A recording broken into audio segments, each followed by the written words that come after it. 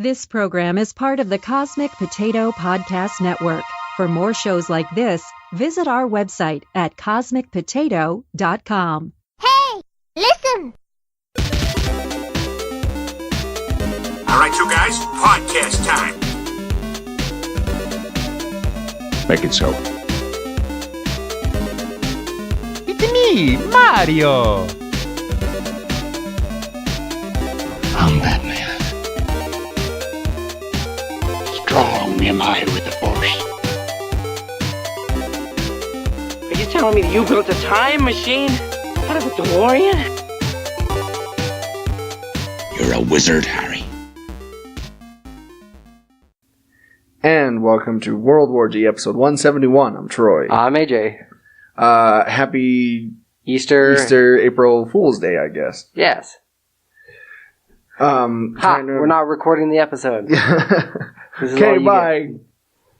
Yeah, it's fine. I don't remember the last time that those two things have landed on the same day. It's been like 50-something years is what they said.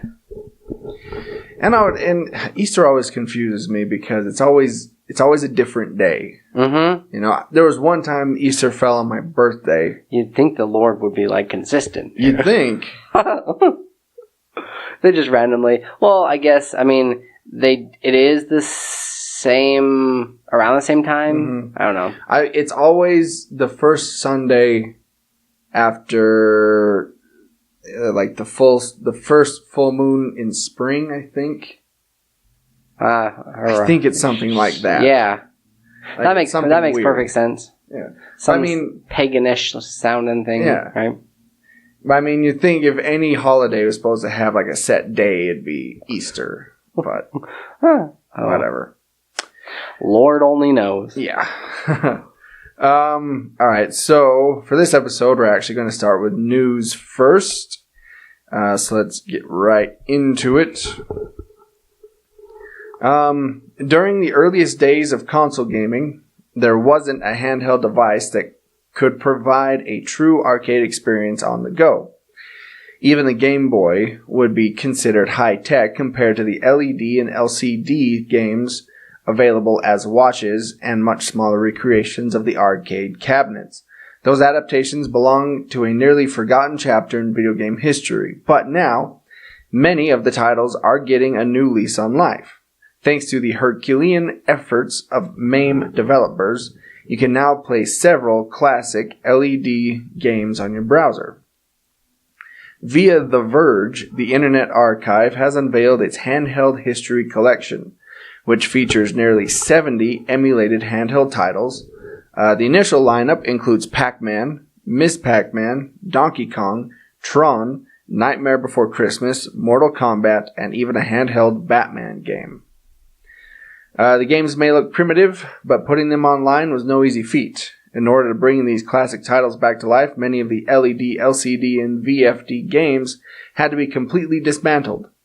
For some games, that meant scanning each illustration created for the background and examining the circuit board to figure out when and where the on-screen character should be illuminated. Yeah. There's a lot of tech that goes into this, getting it just right. The only issue that I have with this is I don't like how your finger covers up the character sometimes, or it covers up a lot of the screen, so you have to kind of look past it. I mean, I was playing a game the other day, the Stranger Things one, and in order to move the character around, you kind of have to tap on the screen. The only problem is your thumbs and fingers get in the way of the screen. So if they did it where they divided the screen, you only have the game on half of it, and kind of have the other half that you could use as if you were how they have text down below? Yeah. And then you have the rest of the screen. I think if they did something like that, it would be pretty cool. And I'd be for it, but the other way around is going to be kind of difficult. Yeah, I don't know, because they're recreating those really old, 80s, early 90s handheld games. Mm-hmm. So maybe, you'll be able to, you can play them on your computer and use the keys, the controls, the keyboard to do it. Yeah. But I think if you could do it on a smartphone, maybe they could have they could have like a D-pad on the smartphone Okay. and buttons, so it'd be kind of down a little ways. That way, it wouldn't interfere with the screen. You know? That would be kind of cool. That would be cool. I don't know. I've played a few of those back in the day. And it's crazy to think, because now the phones that are coming out, like right now, this generation of phones are matching what, as far as memory space, are matching like what we had as computers to begin with.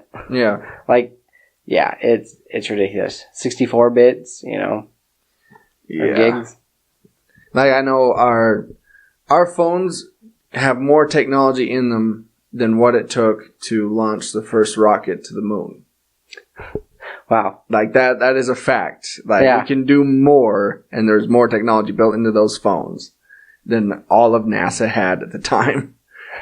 That's ridiculous. I think the big push for these video games is because of like Fortnite and some of those other ones that they're putting onto. Have you got an invite for any of these ones? No, not yet. No. And I haven't either. I've just seen like some of my friends play it, and it slows down a little bit, the gameplay, but it still looks pretty entertaining. I mean, I enjoyed those old handheld games back in the day. Like, I played Castlevania. Mm-hmm. I remember that. I think there was a few other ones I played. Tiger, that was the company that made all those games. You can go onto YouTube and search like those old commercials and find those old Tiger commercials for those really old games, and they had a ton of them. Was this another binge? Is this the newest binge that you No. I mean, that was just part of them. Right. Of the whole. One of the suggested YouTube videos that you get like sucked down the rabbit hole watching. Yeah. But thinking about it now, how primitive and ridiculous they were. Mm-hmm. Yeah, it's it's almost comical thinking about them now, because it's just, like I said, it's just LED. It's just lights. It's like your character doesn't actually move. It's just other things appear in the way, and it's Anyway, I'll be checking it out. All right. Sorry, it was like loading up for me. Dan Harmon confirms Rick and Morty has not been renewed for the 4th season. Oh no! I know, you're pretty heartbroken. He tweeted about it, and he's just like, "I hear ya. Tough spot. On the one hand, it can be challenging, especially when creeping lazy alcoholism, you know, to try to show that it hasn't been ordered for a network. On the other hand, though, the fans like you pay the price. I mean, I gotta grab a drink." The tweet came in response to fans calling him a lazy alcoholic for not having already finished the 4th season. Harmon has been very open about his alcoholism in the past, and clear he doesn't shy away from criticism or critics on social media. Last December, news broke that the show's next season is in limbo. Back then, Ryan Reynolds and former writer for the show hinted that no one was working on season 4. This is kind of like suffering from the same dilemma that Stranger Things had. You know, they already were renewed and scheduled for a season 2, so of course they already had like the majority of it written and kind of an idea in place of what direction they wanted to go. Mm-hmm. Unfortunately, with like season 3, you know, it hadn't been picked up again just yet, so they couldn't really get started on it. They might have an idea, but that's about it. Yeah. And people like getting on his case about not doing it. I mean,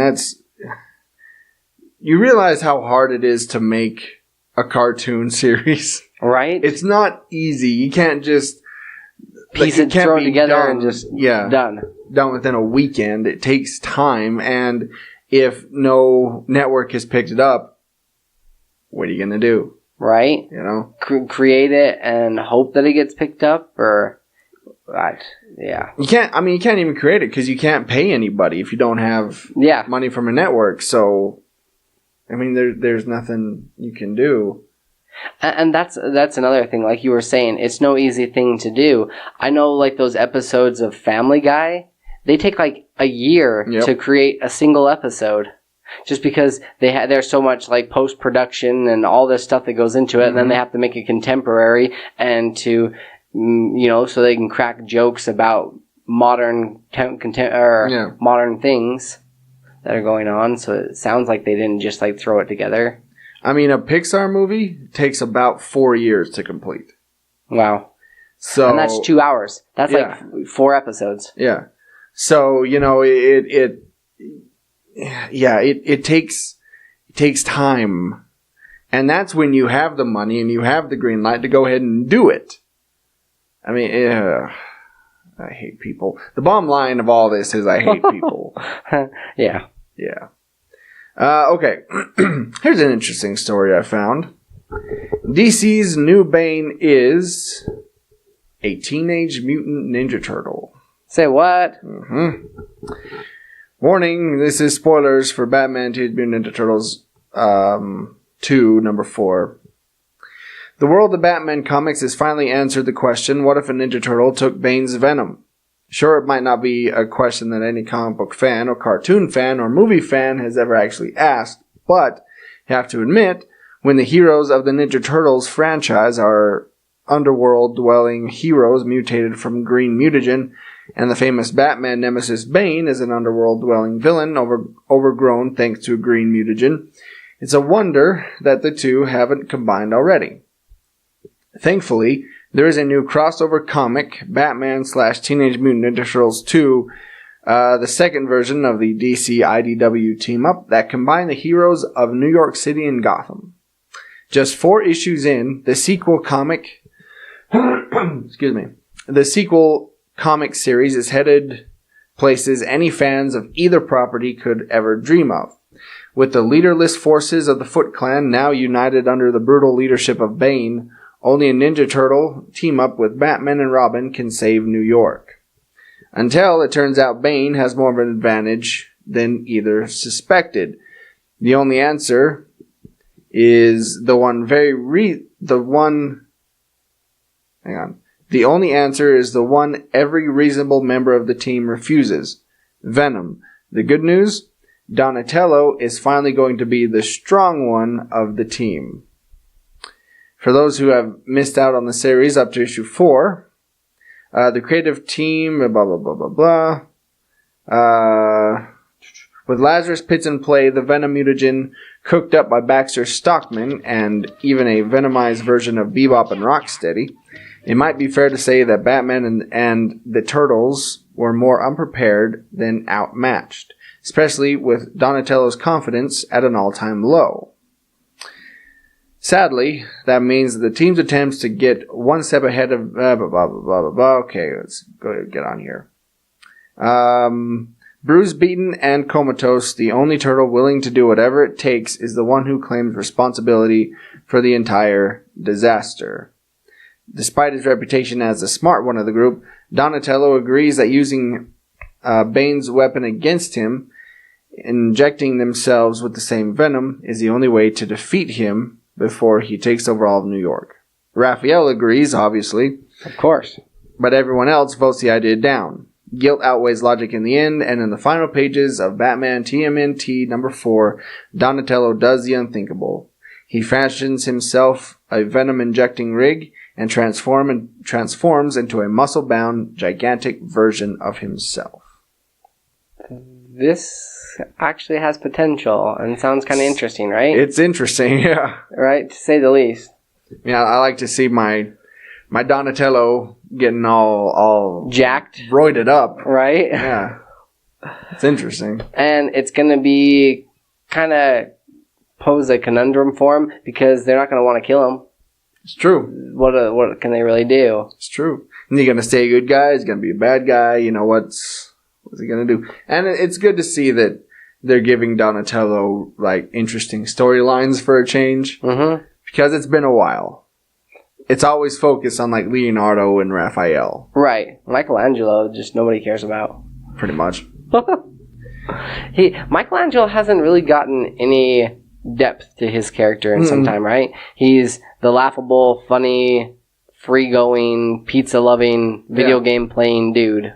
I'd like to see an interesting story with Michelangelo and really like dive into his psyche and his character. Or all the other things that, okay, this would be kind of interesting. If you had Michelangelo, he's actually the turtle of the group that problem solves with, he does all these things behind the scenes. Yeah. Right? He's actually saving the day the majority of the time, and they just don't see it because he's just, has a positive attitude, and then, like, something bad's about to happen, and he goes out there and, like, beats the crap out of them, and then they're like, all right, let's look for trouble. Oh, we don't see any tonight, and he's already taken care of it, or he's already done this thing, or, I don't know. It'd be kind of... Yeah. Or see if there's, like, some deep-rooted, like, self-doubt or depression, and that's why he like masks it with being funny and humorous. With pizza. Yeah. He's going to like classes. He's taking AA. He's just like this drugged out dude. Oh, that took a dark turn. That took a really dark turn. Yeah. So speaking of dark turns, Shane Black, Black's The Predator, will be released in 3D. Shane Black's upcoming sequel, The Predator, is being converted to 3D. The Predator is intended to relaunch the franchise, which has struggled in recent years. The previous sequel, Predator, was also meant to reboot the series, and while it was a success, it received mixed reviews, with many feeling like it was just a remake of the 1987 original. The Predator is being pitched as a fresh take on the series, and while plot details are being kept secret, it is known that the film will take place in the suburbs and that a group of hospitalized war vets will end up facing the alien hunter. Black is famous for mashing humor with action in his movies like Iron Man 3, which we just watched last episode. It's true. And The New Guys. So, the new Predator movie is said to be funnier than previous entries. Apparently, this plays a part in the film being delayed, with rumors suggesting that audiences were confused by the tone during the testing screenings. Co-writer Fred Derrick recently took to Facebook because that's where we get all our news now. Of course, yeah. To Facebook to confirm that the movie is currently reshooting in Canada and that it's a teaser trailer, that the teaser trailer should be arriving soon. While some may take this as a bad omen, the studio has also invested a lot of time and money into the project and seems eager to relaunch the series. Of course they are. They're like, we don't want to lose this money. Yeah. The Predator is scheduled to be released September 14th, 2018. I don't know. I War vets? Yeah, I mean, it's an interesting idea. It reminds me of Battleship. Right? Yeah. Where you have like that kind of crazy over-the-top take, and then it's just like bring in the vets, and everybody's like, America! Yeah, this is great! Yeah, one of the dumbest scenes in cinema history. But yeah, I just think it's maybe time to let the Predator die. Yeah. I mean, it was cool for the time. It was cool back in the 80s when, it was all about the big muscled action star. Right. That sort of thing. They couldn't even convince Arnold Schwarzenegger to make a cameo in this. Yeah. Because he wanted a bigger role. And they said, no, we just want a cameo, please. And I mean, the last Predator movie they did, it was just called Predators. It was actually kind of cool. I don't know if a lot of people saw it, but it was basically people on the Predator homeworld, and they were being hunted for sport, right, by predators. Yeah, it was interesting. It was kind of cool, campy, kind of. Yeah, I don't know, Freddy versus Jason, or like the new Pitch Black. Yeah, kind of a movie. But I mean, if you look at the box office for like Alien versus Predator, those movies, they're not good. No. And they should be, but they are not. They're just... Because I don't think those characters are as interesting as we like to think that they are. I feel like the Predator, a little bit, in a sense, he's not too relatable. Yeah. Right? So to have him as a main character and to be hunting down these aliens to protect his home world, or whatever the motive is, it's just not that compelling to us. Yeah. Now that's why they always have to like constantly throw in humans and get that human, side to it. Like that they can empathize with this predator, or with the with this bounty hunter. Yeah. But nobody really cares, I guess. And it'll be interesting to see what Shane Black does with it. Yeah. Because he was in the original Predator movie, Shane Black. Mm-hmm. And so he goes far back with the franchise, so it'll... I don't know. We'll see, I guess. We'll see. For me personally, I'm just tired of the Predator character. Same. Give it a couple of years before you remake it fresh and do it again. Yeah. Yeah. Or just let it die. All right. Let's take a break. And when we come back, we got some more news stories and other good stuff coming up. Coming right at you. So get prepared for that. Strap in. Buckle in. It's going to be a bumpy ride. Okay. After these messages, we'll be right back. Are you feeling nostalgic about your music listening needs? Do you like the tonal quality that only a record can provide? Then go check out Lavender Vinyl, located at 123 25th Street, Ogden, Utah. Yeah, go talk to Kylie or Blake. They have a large selection of new and used records. They will also buy your old records, maybe the ones that are just sitting up there in the attic, gathering dust. And if you can't find anything, they'll be more than happy to pre-order it for you. Now, you can always find them at lavendervinyl@gmail.com. You can also check out their website, lavendervinyl.com, or give them a call on the phone, like a normal person, at 385-240-0336. Be sure to tell them that World War G sent you. Now back to the episode.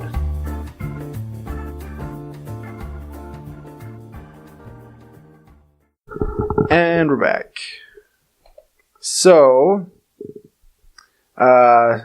Steven Spielberg, not a big fan of Netflix, it turns out. He says Netflix movies should, wait. Should... He just hates them. Jump off a cliff. Should never be born. Guess I read that wrong. I'm just going to get into the article. Here we go. Steven Spielberg believes that Netflix is a, quote, challenge to cinema. In a recent interview to promote Ready Player One, the legendary director expressed his concerns about the VOD streaming model and the implications for both filmmakers and moviegoers.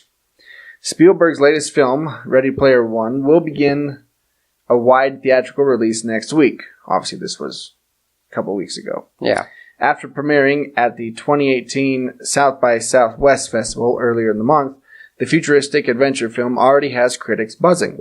Ready Player One takes place in 2045, with Ty Sheridan starring as a teenager, we know, okay. While promoting Ready Player One, Spielberg spoke about the streaming platforms during an interview with the British television network ITV News. The director acknowledged that television is greater today than it's ever been in the history of television, but the filmmakers don't struggle as much to pursue their creative visions.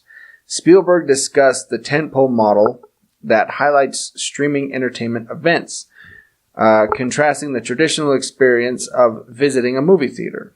In regard to awards season, he noted that, quote, once you commit to a television format, you're a TV movie. Spielberg also stated that films which are given token qualifications and have a limited theatrical run, a la Netflix original movies, should not be eligible for Academy Award nominations. For Spielberg, the director who famously overcame one of the most challenging production schedules with 1975's Jaws, It's a matter of struggle. He believes that studios are more invested in guaranteed commercial success rather than giving filmmakers more opportunities to challenge themselves creatively. That's the word. It Yes. took me a second. I had to run up on it. As a result, productions on streaming platforms adhere mostly to a VOD business. In the past, Spielberg has directed Hollywood blockbusters like E.T., the Extraterrestrial, Jurassic Park, and the Indiana Jones franchise. Now he's just name dropping. Productions that inarguably have a different feel when experienced in movie theaters. While Spielberg appreciates Netflix, he believes the streaming platform should be eligible for Emmy Awards rather than Oscars. I would agree with that. I wanted to be like, I don't know, go against the grain and say otherwise, but it's either that or let them have their own category, right? Yeah, I may give them their own awards, but I totally agree with him. There is a certain feeling going to a movie theater and sitting down and seeing a movie, especially like a big blockbuster, One that's like larger than life. Yeah. rather than sitting at home and watching it on your TV or on your phone or something. There is something to be said for that. And they did attempt it. I think the biggest one that Netflix has done is still that with Will Smith movie, Bright. Yeah. Which kind of fell flat, you know. Yes, it did. It was pretty dim. And when he talks about, it seems like he's saying that it's easier to get a movie made now than it was back when he started. Well, of course it is. It is. 'Cause, Technology. yeah. And there are so many other platforms you can go. Like Netflix is always looking for new content.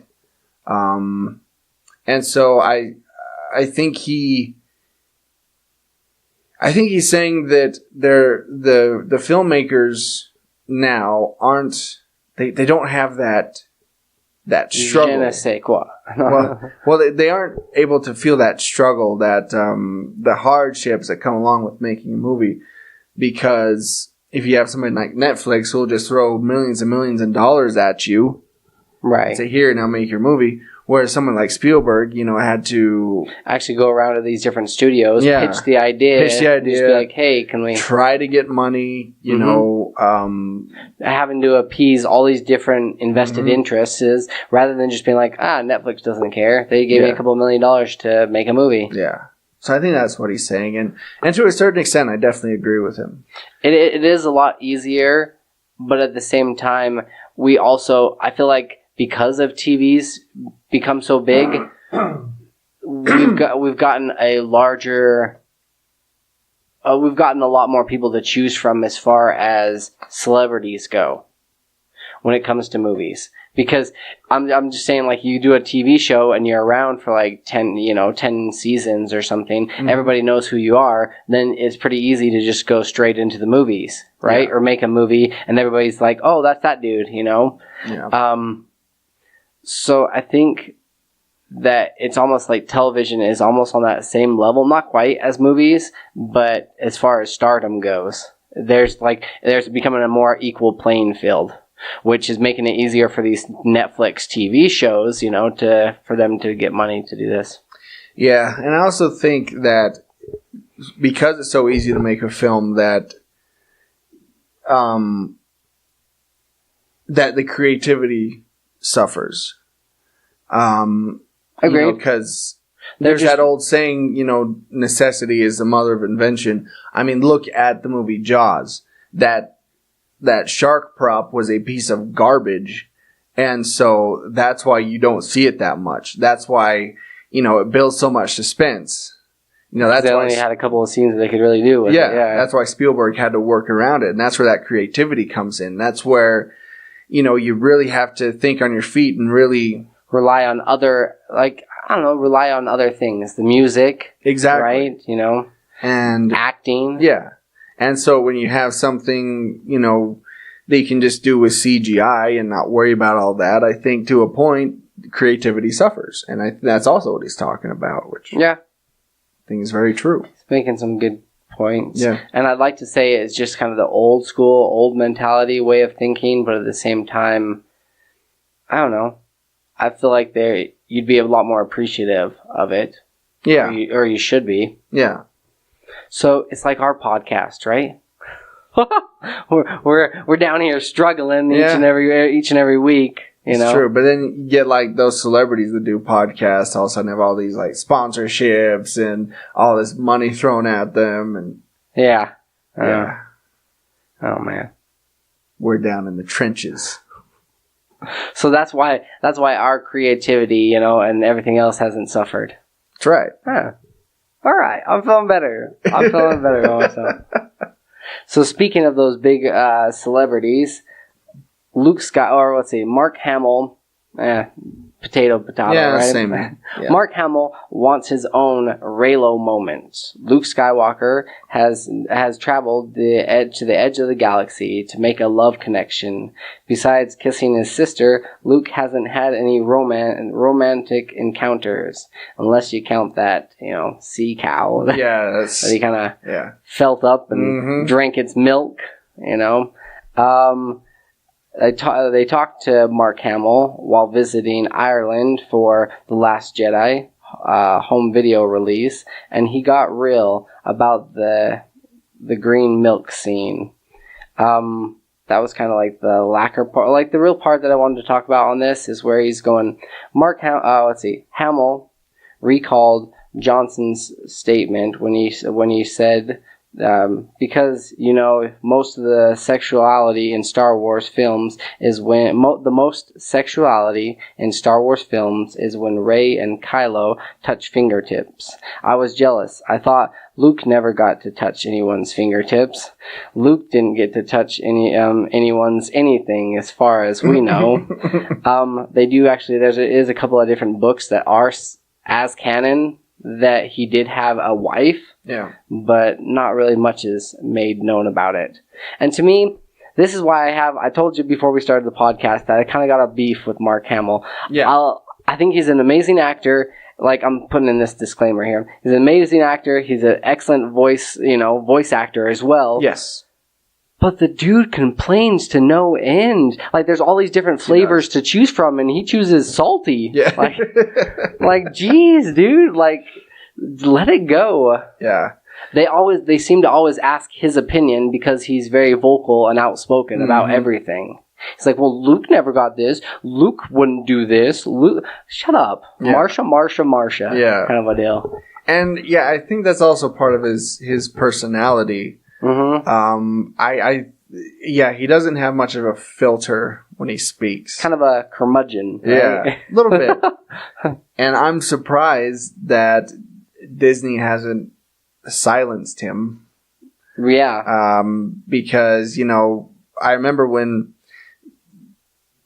Last Jedi was getting ready to come out, Mark Hamill would talk about how he was so disappointed with the way his character was portrayed. Yeah. The way his character was going, the way the plot was, the way this, that, and the other thing.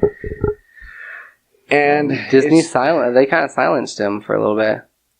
I think while the movie's set to come out, but now it's after, I think now all of a sudden he's back to it. I don't know. It's everybody. It's one thing if it's a fan that's just kind of being, oh, well, this is what Luke would do, because like, look here at this like part, he actually did this, but for the character and that played him, I don't know. Yeah, I agree. And maybe, I don't know, maybe it's also out of boredom. I mean, he's talked about Star Wars now for 40 years, and maybe he's just tired of answering the same questions the same way over and over and over again, so... That's why he's trying to mix it up? Yeah. I don't know. Maybe that's the case.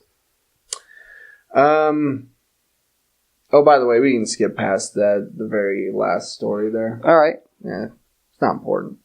Simpsons is getting a new donut Krispy Kreme. There you go. In a nutshell. Yep. In a donut shell. Here's an interesting story. The Fantastic Four are finally returning to Marvel Comics. It's finally happening. The Fantastic Four are returning, with some of Marvel's top talent writing the relaunched Fantastic Four comic. In 2015, comic book fans were shocked to learn that Marvel was canceling the ongoing Fantastic Four comic. It felt the longtime FF scribe Jonathan Hickman to bring the team to an end. 2015's Secret Wars event saw the team literally responsible for the creation of the multiverse. Reed and Sue left to explore the multiverse, with Ben and Johnny remaining on Earth. But the Fantastic Four were a thing of the past. Of course, these are comics, and no ending lasts forever. Today, Marvel has announced that the Fantastic Four are at last returning. Series writer will be Dan Slott, fresh from his decade-long work on Amazing Spider-Man. He'll be joined by Sarah Pichelli, a phenomenal artist, best known for her work on Ultimate Spider-Man. These are two of the top talents in comics today. The news won't exactly be a surprise to Marvel Comics watchers. Last year saw the company launch Marvel 2-in-1, sending Ben and Johnny on their interdimensional quest to find Reed and Sue. Since then, Marvel has announced a fresh start that seems to involve a heavy appeal to nostalgia. The Fantastic Four are one of Marvel's best-known properties, created back in 1961, and they've been sorely missed by Marvel fans. Well, yeah. It's no surprise to see Fresh Start bring the FF back into play. Meanwhile, regulators are currently deciding on Disney's proposed purchase of the bulk of 21st Century Fox. Should they greenlight the deal, the Fantastic Four will enter the MCU. No doubt Marvel Comics see another opportunity to synergize comics and movies. Perhaps, like, if given, if this does really well, eventually down the road, maybe a couple of years down the road, they could do an adaptation, live action. But yeah, let's give it some time, guys. Yeah, and it's no surprise that they're coming back, because if you watched, and I did, they systematically got rid of every Marvel Comics. Got rid of every character that they did not have the film rights to. Systematically killing them off. Oh, yeah. Like Wolverine. Mm-hmm. Or just sending them away, like the Fantastic Four. Now, all of a sudden, they got that Fox deal. Yeah. You get the movie rights back. All of a sudden, Wolverine's come back to life. Look, the Fantastic Four are coming back. Yeah. Surprise, surprise. Yeah. Yeah.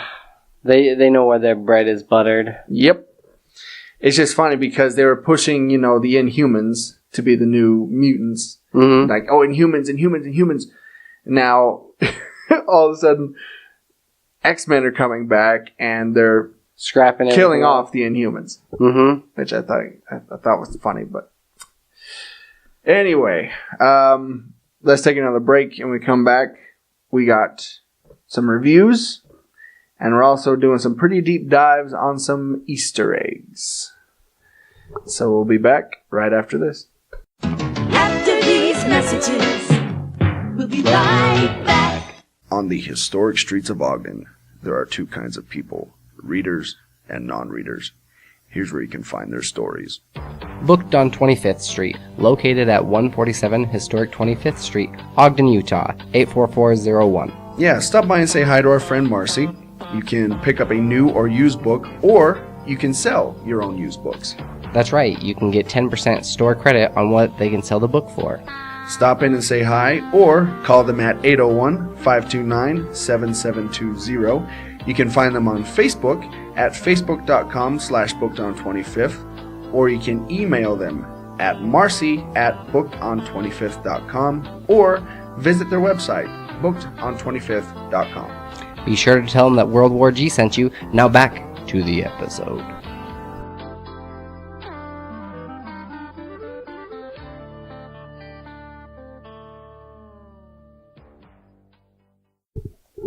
And we're back. Okay, so we have a few reviews. Just really quick, though, before we get into these other two. I did see Game Night. Mm-hmm. And I know you two, you and Colton, liked it. Yeah, it was alright. And I would echo that sentiment. I enjoyed it. I thought it was funny.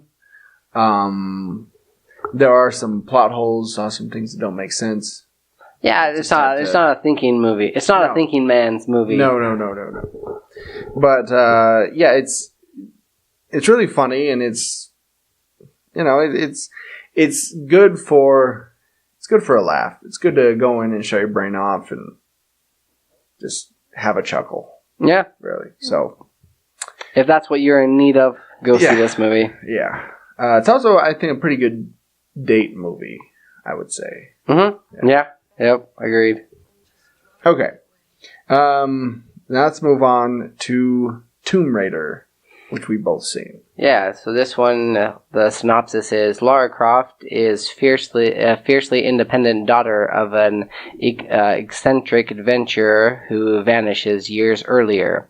Hoping to solve the mystery of her father's disappearance, Croft embarks on a perilous journey to the last known destination, a fabled tomb of a mysterious island that might be somewhere off the coast of Japan.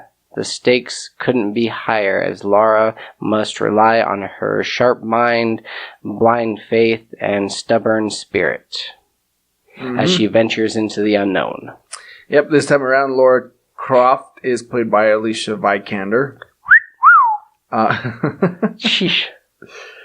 It also she was like sweaty for like half the movie. Yeah, she was. Yeah. She was sweaty a lot. It also stars Walton Goggins as the villain,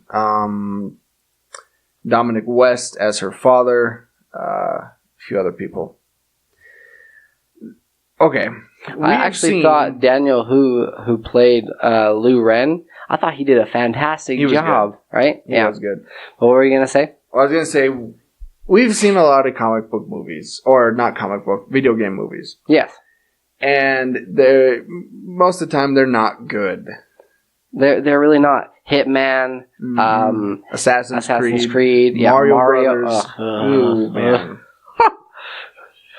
But this one, even Tomb Raider, when Angelina Jolie did it, wasn't. Nah. Yeah, okay, and there's a big thing right there. Angelina Jolie's Lara Croft was like perfect in the sense that there was never any danger. You never felt that she was in danger ever. Like, she always knew how to get out of any situation. And it seemed from the very start that she knew exactly how to handle, like you said, every situation. She knew, and she was already a complete badass. Yeah, and it wasn't interesting. Mm-hmm. This one, on the other hand, you see Lara Croft from the beginning. You see before she started going out on her adventures. She was thrown into this one basically, and it's pretty dang good. It really is. I liked how they seriously, there was a gradual stepping stone for her eventually becoming much better than what she originally had started out to be. You saw that growth throughout the whole entire film. You saw that one scene where she's running from those guys with her backpack on, and she jumps and she swings onto this thing, but then she falls. Yeah. And I also loved how all these different action scenes that they had throughout the movie, it just kept progressing. You thought, oh, was that the end? You couldn't tell if that was going to be the end or if something else was going to bad happen to her. Because, it went from, good to worse, for her. Yeah, and she wasn't, an expert fighter by any means. You saw her constantly getting her butt kicked. Mm-hmm. She had even by the elements. Yeah. I mean, she had to really just rely on her wits and her sheer, willpower to keep going. Yeah. And I think Alicia Vikander played it really well. I think she was an excellent Lara Croft.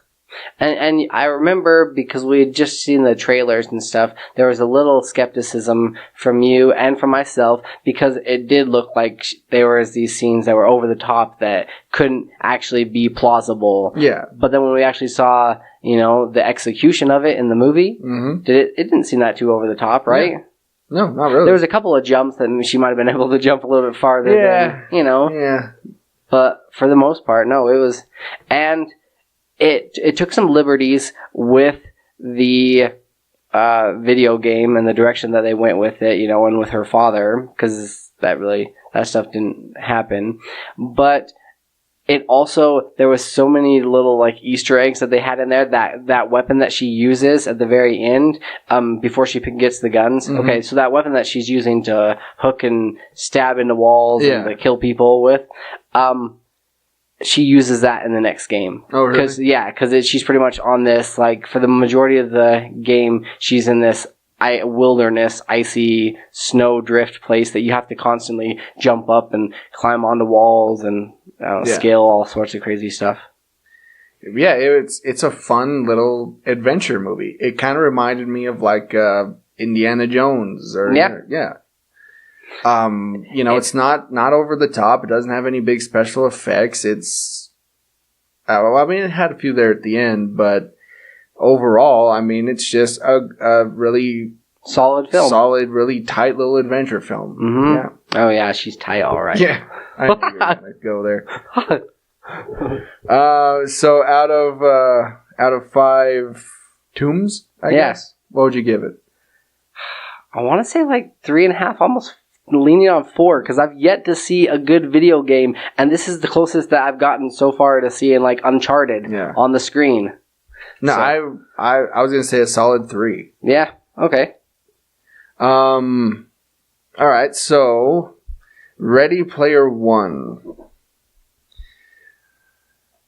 Okay. Here's what I have to do with this movie. I'm gonna give it 2 reviews. Okay. One, I'm gonna be objective about it. Okay. And, you know, I shut the geek side of my brain off and just look at it as an overall film.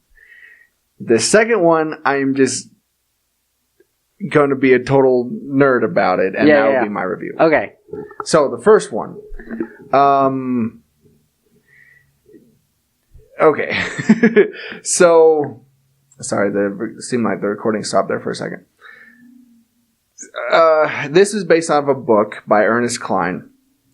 It takes place in the not too distant future of 2045, I think, where the world has gotten so bad that people now, their only means of escape is through this virtual world called the Oasis, where you can be whoever you want. You can basically do whatever you want.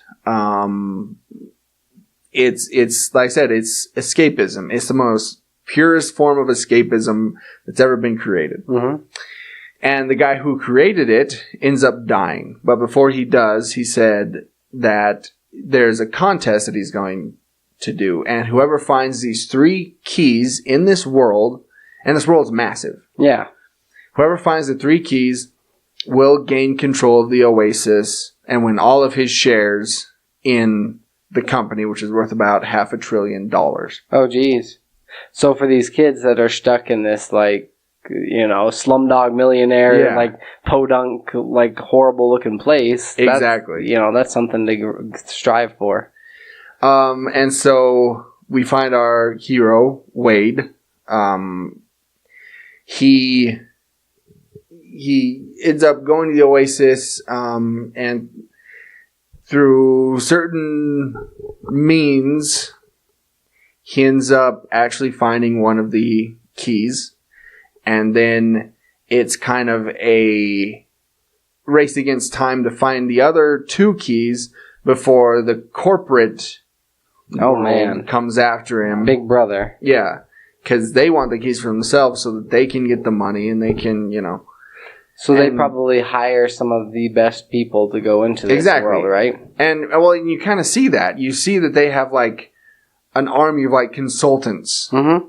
You know, pouring over everything, because the guy who created it, was born around the time that we were. Okay. Right? And so his whole world was, you know, these video games and he was heavily influenced by the 80s, 90s, and all these different things that were big. Yeah, and so he had this big group of people going over all these video games, watching all these movies, playing all these video games, reading all these comic books. Looking for hints? Yeah, looking for hints, looking for clues. That's kind of funny because, like, typically, you know, you get these lawyers and these business people that are scouring, like, old files and other cases, but they have to actually go back and watch movies and comic books and play video games.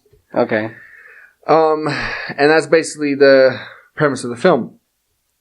And what I will say about it is when it's in the Oasis, the scenes that take place in the Oasis is really entertaining. And the effects are awesome. And there's so many little Easter eggs here and there. I mean, we'll get into the list here in a second, but just off the top of my head, I remember seeing several characters from Street Fighter, Gandalf, Freddy Krueger, Ninja Turtles, Battletoads. The Iron Giant is in it. You saw that in the trailer. Mecha Godzilla, Chucky, who has one of the best scenes in the film, by the way. And that's just what I can remember off the top of my head. Harley Quinn, the Joker, Deathstroke, Batman. Yeah, the list just goes on and on and on and on. Jeez. Marvin the Martian, saw him. Hello Kitty. And so the Oasis, those scenes are great and they're fun and it's really interesting and it's visually like just stunning. Then you get the scenes that take place in the real world and it's kind of boring. Oh, geez. And you just want to get back to the Oasis. Do you think they purposely did that? Because it makes you feel like that kid, you know, that you're just like, oh, this is boring. I need to get back to here where it's actually entertaining. See, and that hit me halfway through. I'm like, oh, that's the point. Yeah. Everything comes to a screeching halt in the real world. Mm-hmm. And you just can't wait to get back to this virtual one. Like, oh. He actually got it to where, you know, nailed that whole concept. It feels like, I don't know, or sounds like. But the acting is really is really good. I think they did motion capture with the stuff in the Oasis. So out of 5, man, just pick anything really. Let's pick Easter eggs. It seems appropriate, right? So out of 5 Easter eggs, I would give it, I'm probably at 3.5. Oh, wow. Okay. Now, here's my second review. As a nerd and as a lifelong geek, this film is awesome. Yeah. This film is freaking incredible. It's like someone went inside my brain, took everything in my brain, and put it on screen. I mean, every time that they would go in the Oasis and I would see different characters, I would freak out. Yeah. And like nobody else, because I was in a team screen, nobody else was catching these things. Like when I first saw the Battletoads, I'm like, are you freaking kidding me? Yeah. It's the Battletoads!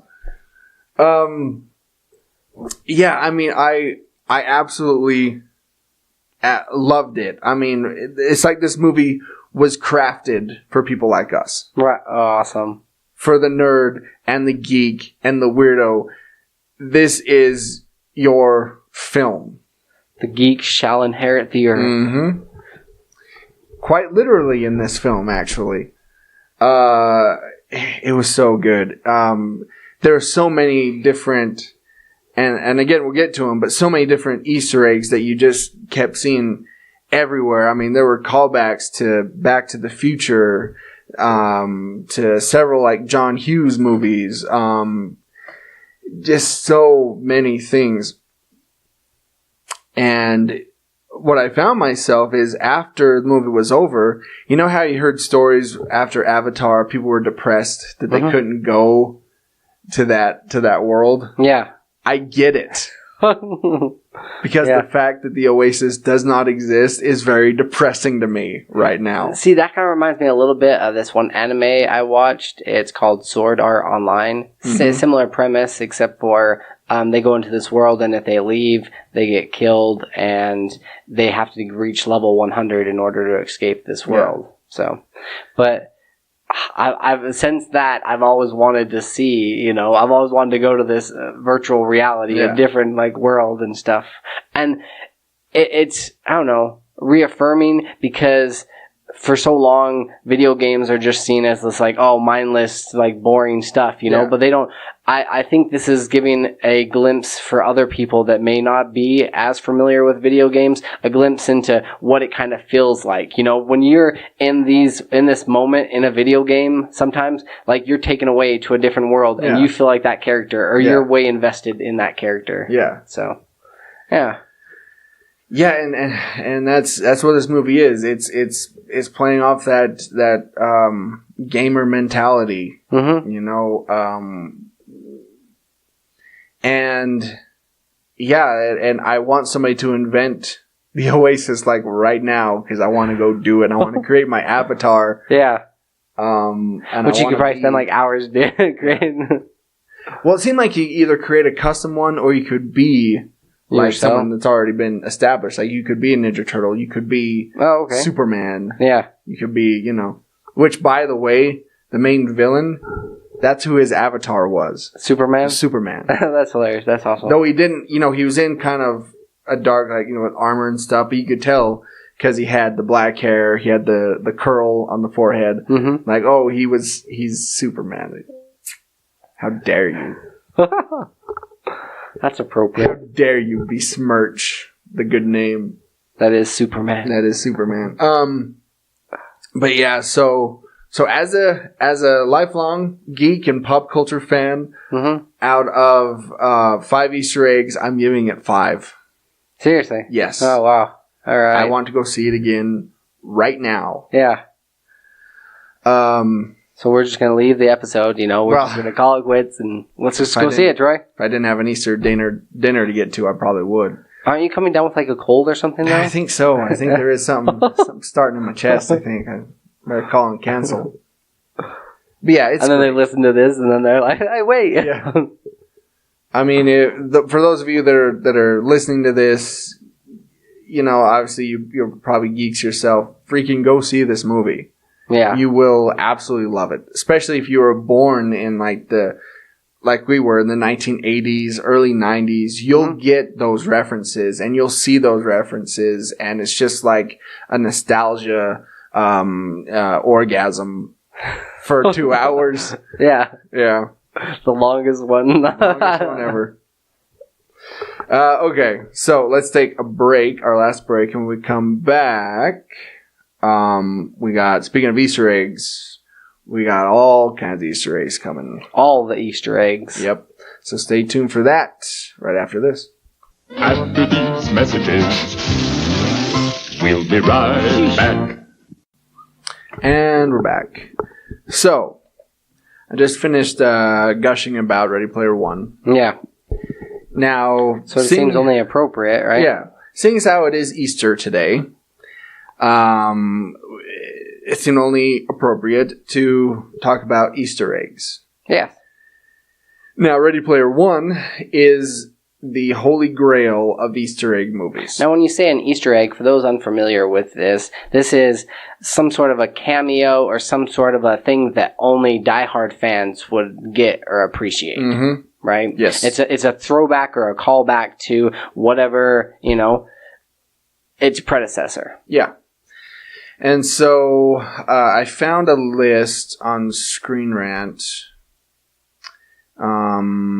with over 100 Easter eggs and cameos to look for. And they said, these are just the ones we spotted.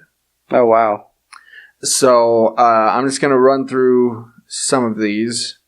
And these are all things you can find in Ready Player One. Climb Everest with Michael Keaton's Batman. The Flash cameo. RoboCop cameo. Marvin the Martian cameo. The Ready Player One logo Easter egg, which is a maze. Halliday, the guy who created it, buried in Spock's coffin. Jason Voorhees cameo. Duke Nukem battle cameo. Freddy Krueger battle cameo. Halo's MA-5B assault rifle. Eraser's railgun. StarCraft's Jim Raynor. Doc Brown cameo. Parsifal's Han Solo holster. Hello Kitty. Battleborn's Atticus cameo. The 66 Batmobile. Oh, geez. Mad Max Interceptor. Stephen King's Christine. Ryu and the Mach 5. A-Team Van. The DeLorean's Time Circuit Easter egg. The DeLorean's Knight Rider Easter egg. Tomb Raider and Gears of War cameo. When they've got this many, is it really like Easter eggs anymore? Well, that's the thing, though. They don't focus on them. Like, it's kind of a, quick pan. Okay. So you gotta really notice them. Yeah. Pole position Formula One race car. Akira's Kaneda motorcycle cameo. Bigfoot monster truck. Jurassic Park's T-Rex. Arnold Schwarzenegger Last Action Hero Easter egg. Delta City. Ace Chemicals from Batman. King Kong, like I said. Sorrento's Evil Superman avatar. War of the Worlds tripod cameo. Going down here. The Gremlins treasure chest. Oh, wow. Yeah, the chest that Gizmo came in is in this film. Probably the original one, huh? Yeah. Spielberg just goes and gets all of his stuff out of his attic. Yeah, right. Spaceballs Lone Star's Winnebago Easter egg. Fraggle Rock lunchbox. Battlestar Galactica. The USS Sulaco model ship from Aliens. Now I'm skipping some of these. RoboCop's Ed 209. I imagine they probably just had to go watch this movie 3 or 4 times, and they're just writing down as many as they possibly can. 2001 Space Odyssey Pod Easter egg. Battlestar Galactica Viper Easter egg. Buck Rogers Thunder Fighter Easter egg. Let me skip down a little bit here. Smokey and the Bandits Trans Am. Okay. I mean, there were so many freaking cars in that first race. It's nuts. Monty Python's Holy Hand Grenade Easter egg. Count to 3. The Arkham Knight cameo. That's right, the Arkham Knight is in this movie. Seriously. Yeah. From the video game, the Arkham Knight. Yeah. Beetlejuice cameo. Injustice Supergirl cameo. Mortal Kombat's Goro cameo. Let me scroll down a little more. It seems like the list just goes on and on. Conan the Barbarian. Devo Hat. Chun-Li and Blanca. Mass Effect's Shepard. Yes. Harley Quinn and the Joker. Aliens Ripley's M41A pulse rifle. Go down a little more here. The Blade Runner replicant Easter egg. The Gold Mines of Gygax. Ultrabot's Scorpion tank.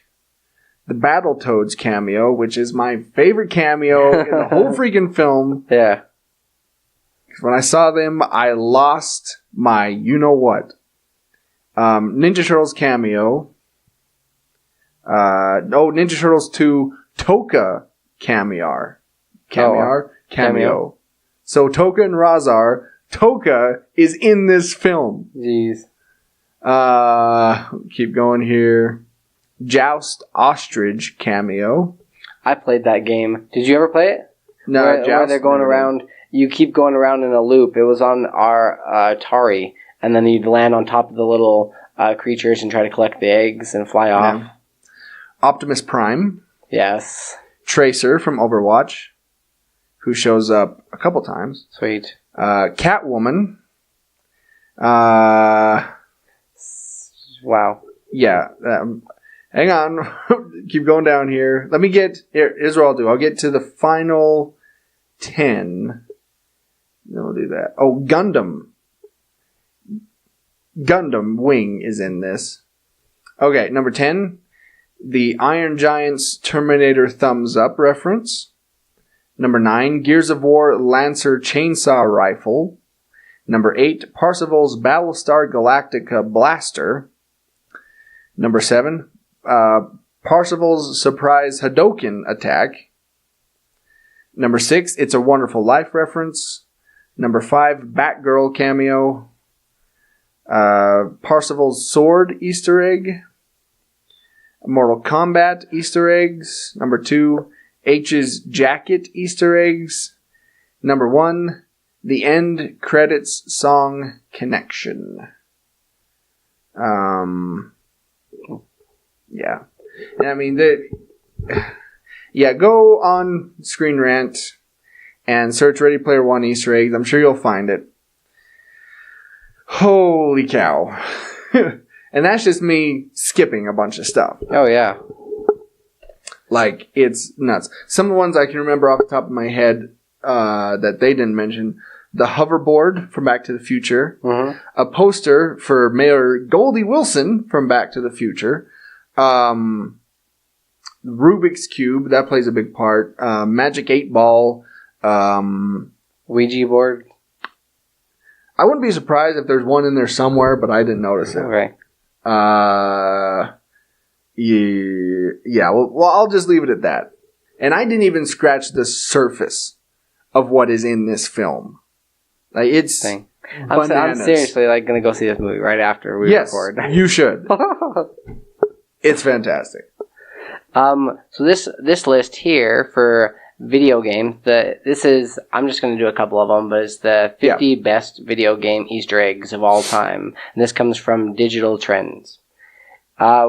Batman Arkham Asylum. For 6 months after Arkham Asylum was released, nobody knew about the big Easter egg, so developers had to show it to them themselves. That's the worst. You put in an Easter egg and then like nobody gets it. Look, it's right here. Yeah. Go into the warden's office inside Arkham Mansion and blow up the wall by the fireplace, a secret room. Inside the secret room, blueprints for a city-sized expansion of Arkham Asylum, a teaser for the game's sequel, Arkham City. Right? You played that one, right? Oh, yes. Put many of hours into it? Oh, yes.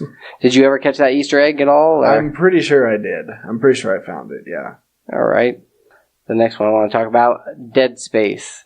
If you played Dead Space, you were all, yo, what's the deal with Nicole? That's what I thought. Yeah. You can find the answer with the first letter of each mission title put together. They spell Nicole is dead.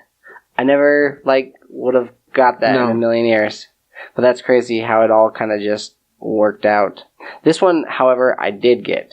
Diablo 2. Jump through a portal and you get to fight some serious, tough, axe-wielding cows. This Easter egg is an inside joke. Online. Right? Okay. So it's this inside joke among Diablo diehards. There was a rumor that the first Diablo, that if you were to kill all random cows that would appear throughout the game, there was a click on it enough times, a portal to a secret level would open. This rumor came true in the sequel with a hidden level full of heavy armored bovines. And if you actually are strong enough to take all of them out, this huge, ginormous one finally appears, and you get so much XP, and you get a ton of different loot and all sorts of crazy goods.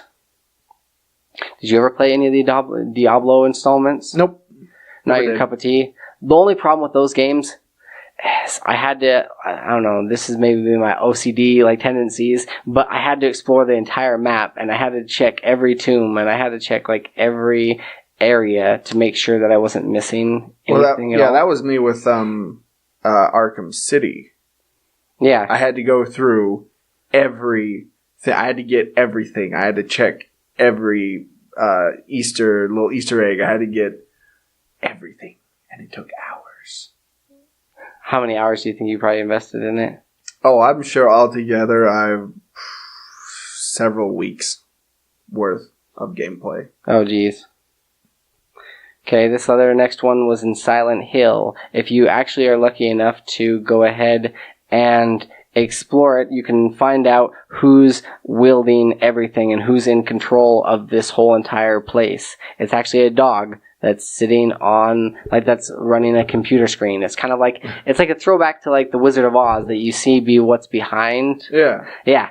And it's so dang funny. And it makes it less, like, terrifying because the whole entire game, you know, you're feeling out of control and there's no rhyme or reason for the events that are happening to you, and you're just trying to survive. And then you come to find out what's actually behind it all is this dog. And it just made me laugh. NBA Jam Tournament Edition. The Super Nintendo version of the arcade classic had a gripe of cheats, including one that would allow you to play as Bill Clinton, Prince Charles, or Fresh Prince of Bel-Air. That's funny. Do you remember playing any of those games? Oh yeah, sure. I played NBA Jam on the console and on the arcade version. Back when there still was arcades. Now they don't. They're no longer in existence. Well, they still have them, some version of them. Mm-hmm. Like this one down at Fat Cats. Yeah. It's not so much as an arcade as it is almost like games you'd see at like a fair. Okay. You know? Kind of almost like an amusement park or a... Yeah. Yeah. Like match up the lights or like whack-a-mole or stuff like that. It's not actual like arcade games, but yeah. Yeah. 'Tis the times that we live in, right? Mm-hmm. Uncharted 2. Take a break from all of it and go ahead and explore in the Hotel Shangri-La. Sounds paradise already. There you'll find a pool that you can swim in and use to play Marco Polo. So Nathan Drake's just going around, you know, like hops up in this hotel and starts swimming for a little bit just to kind of relax. That's funny. Well, there you have it. Those are just a few of my favorites and ones that we've played. Yeah. That we would appreciate. There was one other one about Perfect Dark that they had originally intended. They put these cheeses, and you can't do anything. You can't collect them. You can't grab them. You can't do anything at all. There's just a bunch of little cheese squares, or like corners of a cheese wheel, like slices of it. Yeah. That they had initially put in there because they wanted you to collect, you know, throughout the game. But then they decided not to do anything with it, so they just left it. Yeah. Left them in there, which I thought was kind of funny. Okay. Moving on from video games to movies. Of course, movies are always chock full of Easter eggs. Just going through this list, this comes from GamesRadar.com. And I'll just go through some of these. One of my favorites, Maverick, from 1994. When Mel Gibson finds himself caught in the middle of a bank robbery, there's a prolonged double take when the robber is revealed to be Danny Glover, Gibson's Lethal Weapon co-star. And he has the famous line, you know, "Oh, I'm getting too old for this," you know. It's kind of a fun little moment. Because he didn't know that he was in it? No, he did. It's just for the audience. Oh, okay. King Kong, 2005. As the ship approaches Skull Island, a message is received in Morse code, supposedly announcing a warrant for Jack Black's arrest. However, this isn't actually what the code translates to. What it actually says is, "Show me the monkey." Oh, geez. If you actually translate it, that's what it says. Here we go. Return of the Jedi, 1983. 3 of the aliens working on Jabba's sail barge are named Klaatu, Barada, and Nikto, a reference to the robot foiling code words in the day the Earth stood still. That one I did know. I didn't know about that. Monty Python's Life of Brian, 1979. Eagle-eyed viewers might recognize one of the bearded chaps waiting to be healed by pseudo-Messiah Brian is none other than the Beatles' George Harrison. Harrison, a confirmed Python fan, personally founded Homemade Films in order to get the project made, at a cost of around $3 million. And it has since made back its money tenfold. Oh, yeah. I do find it really funny when you've got these celebrities that want to make cameos in movies, but not even get recognition for it. Mm-hmm. You know, you've got Daniel Craig that was a stormtrooper because he loves Star Wars. Yeah. Just those ones that's just like, it makes it even that much better. So wasn't also Tom Hardy in that as well?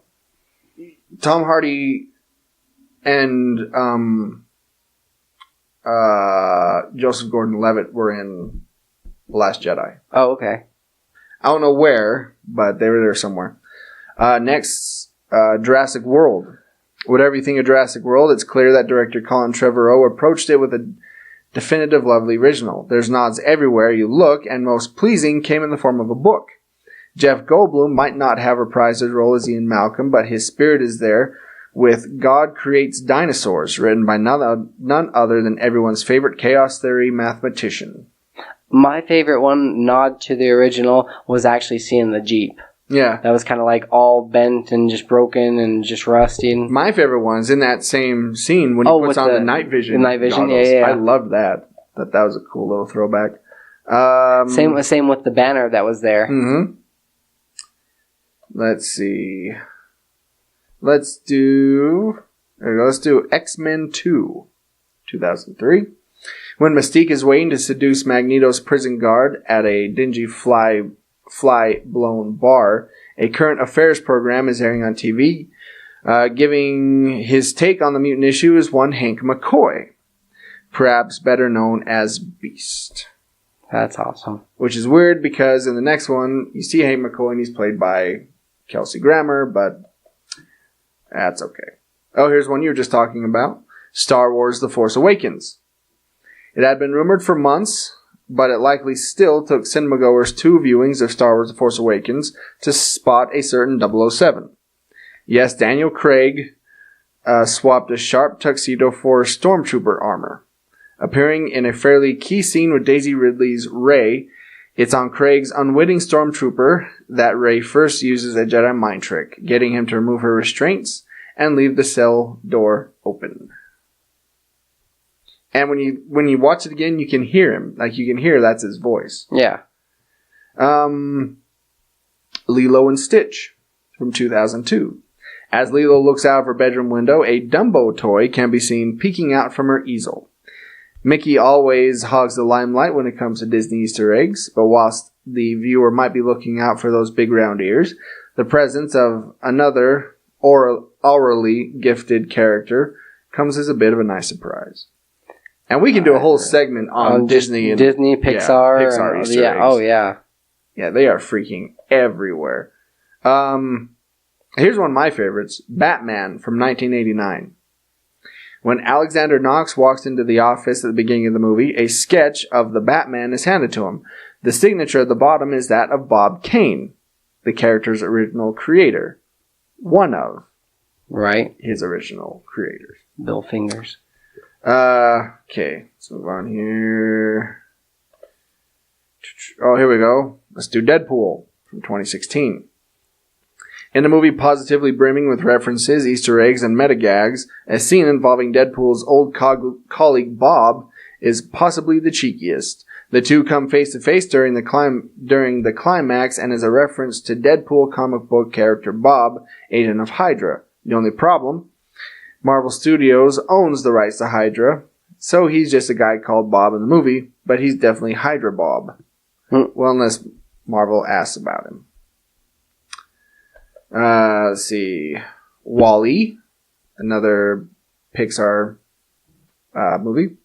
Ham from Toy Story makes the briefest of appearances, but you can clearly see him within WALL-E's truck, just to the left of Eve's head in the picture above, which again, you can go find this. Pixar movies are always riddled with in-references. Like we talked about. Mm-hmm. Yeah.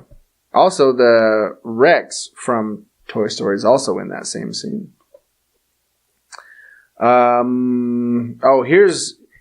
Here's an OG Easter egg.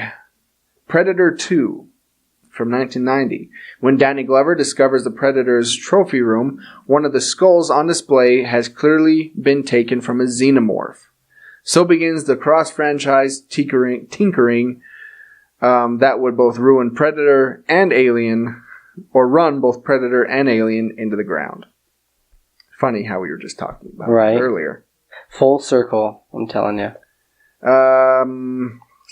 Back to the Future, everybody knows that one. Aladdin, Iron Man, Captain America's shield behind him, everybody knows that one. Tron, 1982. Look carefully at the schematics diagram on the bridge of Sark's battle cruiser.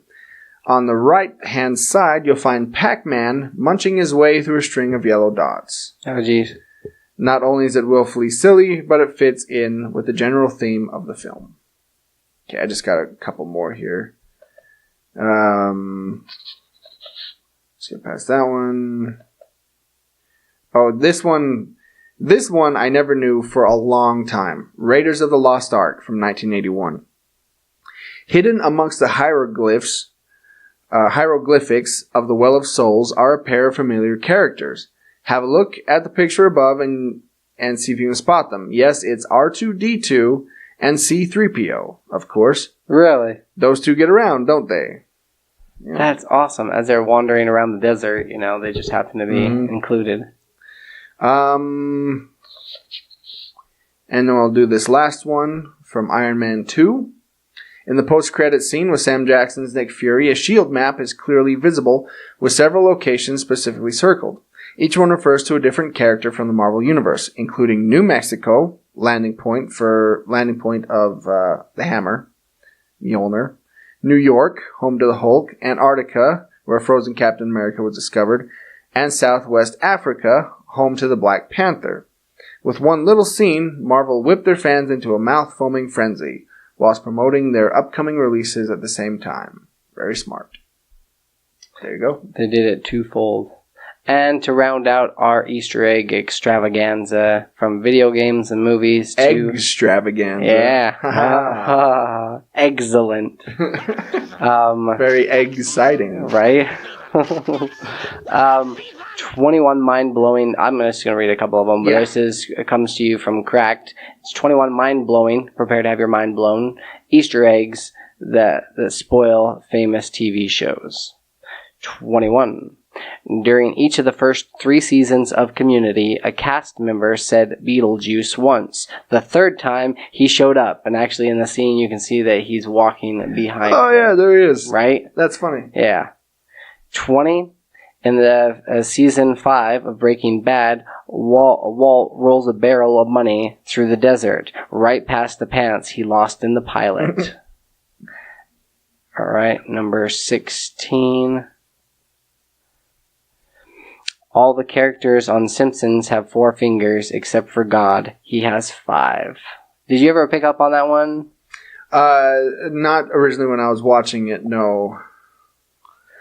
Number 14, Psych, a show about a phony psychic detective, and fans could use their detective skills to spot the pineapple in each episode. We kind of did something similar to this, and I guess since it's an episode about Easter eggs, we might as well spoil this one for them. We put a little He Who Shall Not Be Named in our music video. That's right. He was in every single scene that we did back and forth. We kind of strategically placed him somewhere. Yeah, if you go back and watch our rap battle, Marvel versus DC, yeah. See if you can find a little Voldemort. He's in there in every scene. Number 11, Littlefinger is a minor lord in the Game of Thrones, yet he predicts the death of 3 major characters with one comment. People die at their dinner tables. They die in their bedroom. They die squatted over their chamber pots. Joffrey dies at the wedding feast. Shay dies in the bed, and Tywin dies while taking a dump in that order. That's a big Easter egg, and I didn't even pick up on that one when it was first aired, or it didn't even make sense later on. Because there's so much to dialogue and everything else to remember from it, it just kind of goes unnoticed. Yeah. And that was probably their intent. Number 7, Firefly fans were shocked to learn that Inara was dying, but her illness was shown in the first episode. And so this is something that you'll have to look for when you get around to watching Firefly. Yes. In that episode, the Firefly crew run into Reavers, a gang of space cannibal rapists. As their ship approaches, Inara goes to her quarters and looks for a box with a syringe in it. According to the actress, that box contained her medicine. She explains that Inara was pondering skipping it rather than facing the Reavers. That's pretty trippy. And number 1. Ever wonder why friends always had the couch? It's because they got a standing reservation. If you look closely at the table in front of the couch at the central perk, there's a little sign that says reserved. Consider that the couch takes up 2/3 of the space in the coffee shop. It's a good thing that they were there often. Yep. That one I did know. Really? Yeah. There's not much about that show that can get past me at this point. Because you've seen it so many times? See, that's why I thought you'd appreciate the first and last one for sure. Mm-hmm. Yeah. Well, there you go. If you guys listening have any of your favorite Easter eggs that maybe we didn't mention or, from movies or TV or video games, let us know. Mm-hmm. Hit us up on the Facebook page, or you can email us, or you can give us a call, or whatever you want to do. Here's where you can find all of our episodes. You can find us at worldwarg.podbean.com. We're also at cosmicpotato.com. You can find us on iTunes and the Google Play Store. On the social media, you can find us at facebook.com/worldwargpodcast. You can also find us on Twitter and Instagram. Just search at WWG Podcast. You can find our merchandise at shop.spreadshirt.com/worldwarg. You can also email us anytime. Day or night. At worldwgpodcast@gmail.com. Don't forget, you can also call or text the show anytime at 385-240-1692. So, this has been World War G episode 171. That has been AJ. That has been Troy. Stay geeky, my friends. And go see Ready Player One. Yes, please go see it.